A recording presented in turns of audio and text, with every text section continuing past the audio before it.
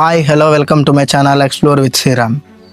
ఇప్పుడు చాలామందికి junk food అంటే చాలా ఇష్టం. పకోడీలు, పావు బాజీలు, మసాలా పూరీలు, దహీ పూరీలు, చాట్లు చాలా ఇష్టం అందరికి, బజ్జీ మిక్చర్లు. కానీ మన హెల్త్ని ఎంత ఎఫెక్ట్ చేస్తున్నాయో తెలుసా మీకు? ప్రతిరోజు జంక్ ఫుడ్కి అలవాటు పడి ప్రతిరోజు జంక్ ఫుడ్డే తింటూ మనంతటా మనమే సొత్తాగా హాస్పిటల్ పాలు చేసుకుంటున్నాం. అరే అనకూడదు కానీ ఎందుకు, ఇప్పుడు జంక్ ఫుడ్ చాలా టేస్ట్గా ఉంటుంది, అమితమైన టేస్ట్ ఉంటుంది. పావు బాజీ తినండి. మీరు ఎప్పుడైనా ముంబైలో వెళ్తే ముంబై స్ట్రీట్లో పావు బాజీ తినండి, నాకేస్తారు మళ్ళీ మామూలుగా ఉంది. నిజం, వెరీ యమ్మీ. అదొక ఎడిక్షన్. ఫుడ్ అనేది ఒక బ్యాడ్ ఎడిక్షన్ తెలుసా మీకు? Food is a very bad addiction. కనీసం మీరు సిగరెట్ మందో కొడుతుంటే ఎవడైనా వచ్చి బాబు ఇది తప్పురా అని చెప్తే కనీసం దాని గురించి తెలుసుకోవడం కానీ స్కోప్ ఉంది. కానీ ఫుడ్ ఎంత బ్యాడ్ ఎడిక్షన్ అంటే, ఇప్పుడు మీకు ఎగ్జాంపుల్గా చెప్పాలి, ఒక 30 రూపాయలు ఉల్లిపాయ పకోడీ కొనుక్కున్నారనుకో మీరు, అది అమితమైన టేస్ట్ ఉంది అందులో. ఇంకా అప్పుడు ఏం చేస్తారు? మీకు ఆకలి తీరిపోయినా ఆటోమేటిక్గా ఇంకొక 20 రూపాయలు బాగా తినగలిగే శక్తి ఉన్నాడైతే ఇంకో 30 రూపాయలు కూడా కొనుక్కుంటారు. దానివల్ల ఫ్యాట్ పర్సంటేజ్ ఎంత పెరుగుతుంది, డైజెస్టివ్ సిస్టమ్ ఎంత డ్యామేజ్ అవుతుంది, అది ఎవ్వరూ పట్టించుకోరు. ఎప్పుడు పట్టించుకుంటాం మనం? మన ఆరోగ్యం మొత్తం సంకనాగిపోయి షెడ్కి వెళ్ళిపోయిన తర్వాత అయ్యయ్యో మనం జంక్ ఫుడ్ అనవసరంగా తిన్నామే అని ఎడుతుంది. దానివల్ల ఉపయోగం ఏంటి? What is the uses of that? స్వీట్లు తింటాం మనం, చాలా ఇష్టం అనుకుంటాం, చాలా బాగుంటాయి అనుకుంటాం. షుగర్ వచ్చిన తర్వాత అనవసరంగా స్వీట్లు తినలేకపోతున్నాం, స్వీట్లు తిన్నామనో బాధపడతాం. వద్దు.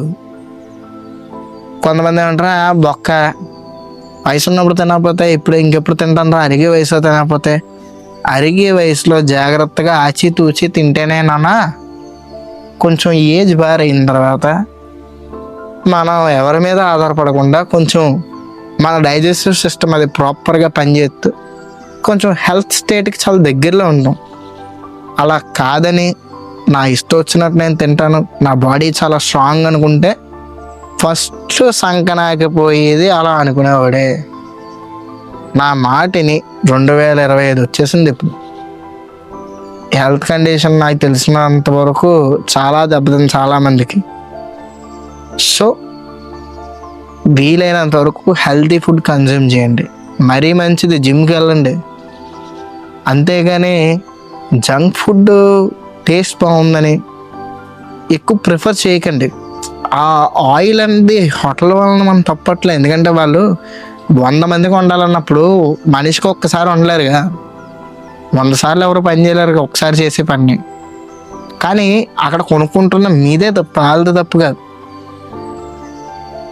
ఈ పావు బాజీలు, పానీపూరీలు, పకోడీలు, సమోసాలు, జంక్ ఫుడ్లు ఇవన్నీ పక్కన పెట్టండి. ఇదంతా జంక్. ఇదంతా మీరు ఎంత తిన్నా ఆ రోజుకి సరిగ్గా అరగని ఫుడ్లు కూడా ఉంటాయి. చెప్పకూడదు ఏంటి? మీలో ఎంతమంది ఒక స్నాక్స్ అని చెప్పేసి ఫుల్గా జంక్ తినేసి అరగట్లేదా అన్నం తినడం మానేశారు? ఎంతమందిని చూసాను నేను అలాగే. అబద్ధం ఆడకుండా కామెంట్ చేయండి కింద. ఎంతమంది ఉన్నారు జంక్ ఫుడ్ తింటూ రైస్, హై ప్రోటీన్ ఇచ్చే రైస్ మానేసే వాళ్ళు ఎంతమంది ఉన్నారు? అలాగే ప్రాపర్ డైట్ పాటిస్తూ జిమ్కి వెళ్ళే వాళ్ళు ఎంతమంది ఉన్నారు? నాకు తెలిసినంత వరకు ఇదివరకుతో పోలిస్తే ఇప్పుడు చాలా శాతం హెల్త్ మీద కొంచెం ఎక్కువగానే ఉంది.